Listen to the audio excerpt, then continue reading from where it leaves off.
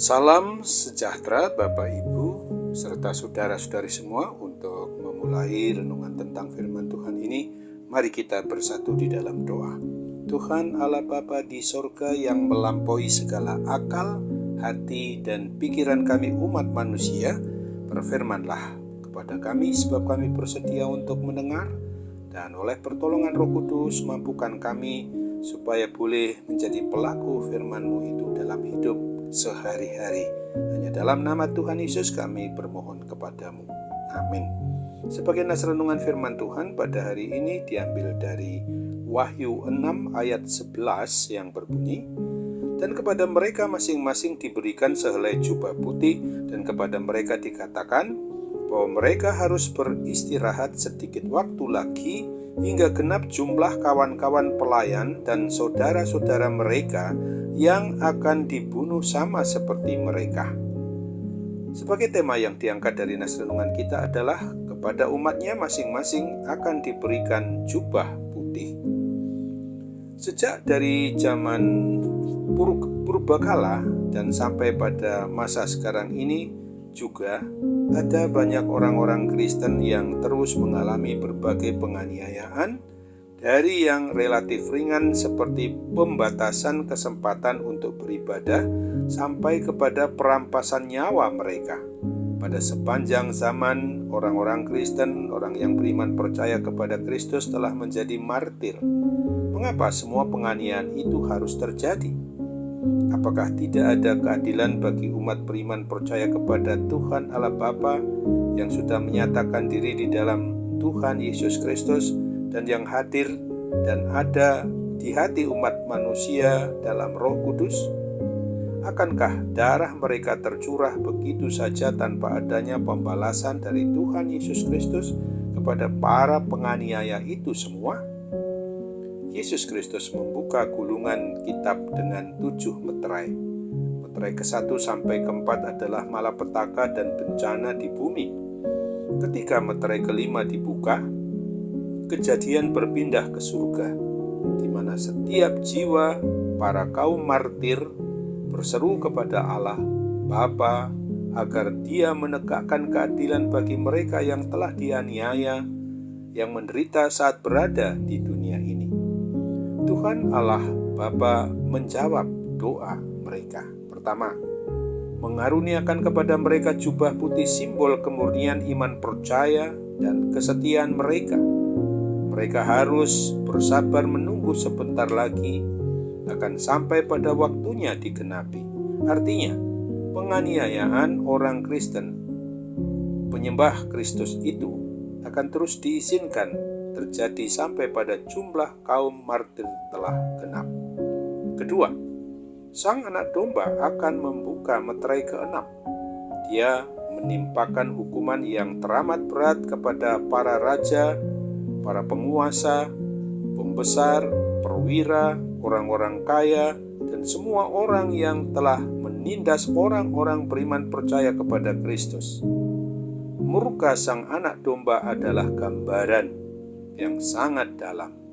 Di satu sisi, Kristus Yesus Tuhan, Raja dan Kepala gerejanya itu mengerti betul akan penderitaan setiap pribadi atau keluarga yang mengalami mati martir, karena Dia adalah Sang Anak Domba yang telah mengalami terlebih dahulu dahsyatnya penderitaan yang tidak ada bandingnya itu, dan Ia mengorbankan diri bagaikan anak domba yang tak bernoda dan tak bercacat sampai mati di kayu salib di Bukit Golgota untuk selama-lamanya, demi untuk menyelamatkan umat manusia yang dikasihi dan disayangi. Di sisi lain, Yesus Kristus adalah Sang Anak Domba yang murka.